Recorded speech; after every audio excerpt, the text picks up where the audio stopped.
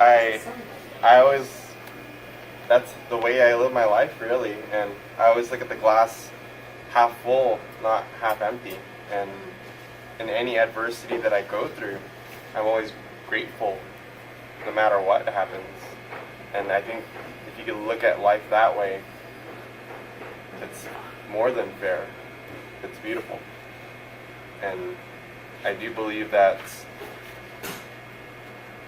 a lot of people don't look at it that way. A lot of people look at it in a victim mentality, that it's all about them. But if they could focus on the bigger picture and being grateful, they can actually, one, help themselves, and two, they can help so many more other people. Thank you. Thank you, Ray. There are a lot of things that will happen unexpectedly in life. You might get laid off, you might get the things that happen that is completely out of your control. But you might need to think about is everything happened for a purpose. So when God shut one door, He always opened a window for you. You might not see why this happened to me, why this happened. But the thing is, you just need to hang in there, treat it as an opportunity. And over time, 3 years, 5 years down the road, you look back, you will appreciate that happens in your life. So whenever we have something happen that is not as what you expected, what you need to do is you should just hang in there and just continue to look forward instead of playing victim. Why this happened to me? Why me? You just need to be positive and face it and take care of it. After that, life would be much better. Thank you. Thank you. I think there's a lot of energy that goes wasted when you have a lot of hatred upon other people. And I also believe that everyone is so different that it's inevitable that you're going to get into arguments. Of course, there's going to be situations that you're in when that person does, like you mentioned, double cross you or they stab you in the back. And I think the best thing to do in that situation is to not to show them hatred, but to be the bigger person, just walk away from that situation. That's the most important thing.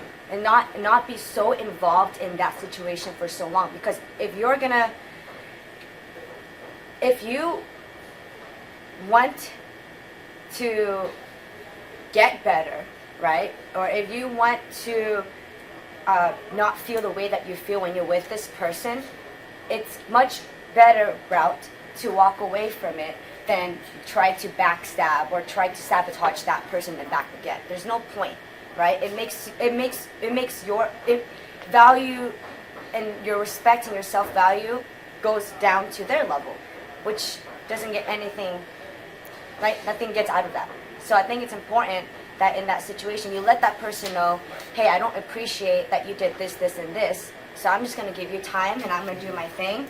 And whenever you feel, or whenever things get better for you, I'm always going to be here for you if you need me, but I don't appreciate that you did this to me. And that's all you have to say. Just be honest with that person, be an adult about a situation, right? Because now we're all adults as we get older. And then just do your thing. I think it's too short to get there's no point to get so mad about, or to spend a lot of wasted energy on a person who did that to you. Because there's so much, there's better people out there that you can connect with outside from that situation. I think there's a lot. Now I'm just babbling, but yeah, that's it. I'm good. I'm gonna stop there. I would say that is probably one of the worst things you can do, is compare yourself to other people. I would say that I'm a culprit of this for a lot of my life. I was always wondering why, especially now with social media so popular, comparing myself to people who seem to be doing better than me, or seem to be smarter than me, or seem to be more well-dressed than me, seem to have more friends than me. And I go, well, what's wrong with me? But the biggest problem with this is that they're not you. They're not going to be able to ever be you. The only person who can be you is you. So, instead what's better to do is compare yourself with yourself.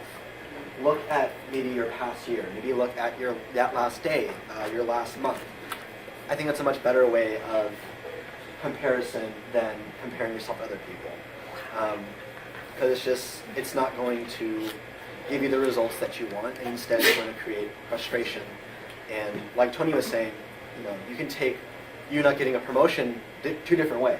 One is, oh, I'm so much better than that person, and I should have got the promotion. Or you could think, well, this company obviously doesn't realize my talents, so maybe I should find a new company and spread my talent elsewhere. So always remember that you have many different ways of interpreting situations. Thank you. I agree.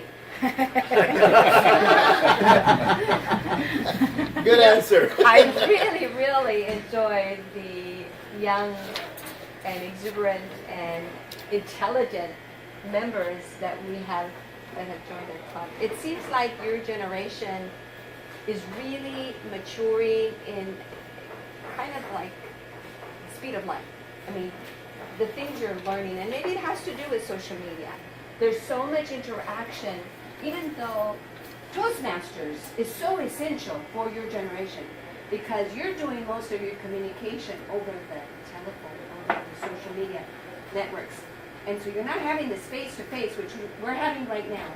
But as far as being able to express yourself, to kind of unscramble all the intricacies of life and connections and all this kind of stuff, that's going on all the time, right?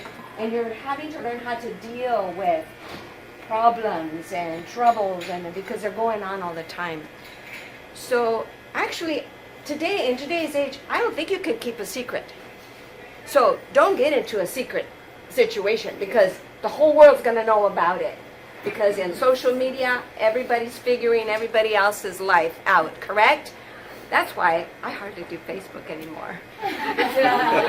Because there are parts of my life that I like to keep private. I mean, there are situations in our life that are difficult and we have to deal with them, and we don't want to expose other people in our lives that are going through difficult things. So I think there has to be some discretion, and we have to be wise enough to know when to put something on social media and when not to, when to speak about something that is private. Maybe this situation has resolved itself, now you can speak about it. But other than that, we have to be really wise. But I'm really excited about our new members, and keep coming, keep speaking, and thank you for this amazing question, Tony. My dad had a saying that I didn't understand for a long time. He said, "You're never a failure until you start blaming someone else." And actually, I was curious about that, and it wasn't until later in life when I kind of learned that lesson that if we start saying, well, the reason that I didn't succeed is because of that person or this situation or those reasons over there, what that means is that you're helpless to do anything about it. It gives you that mentality. But I think, in fact, if we see ourselves as being, well, I have an obstacle to overcome, and if I apply myself, confer with other people that might give me some good advice, I might be able to overcome that obstacle. And that's really what we want to be able to learn how to do, because that's the secret to success, overcoming obstacles. So I think that is the lesson that my dad tried to teach me, and maybe it actually sunk in now in my latter years.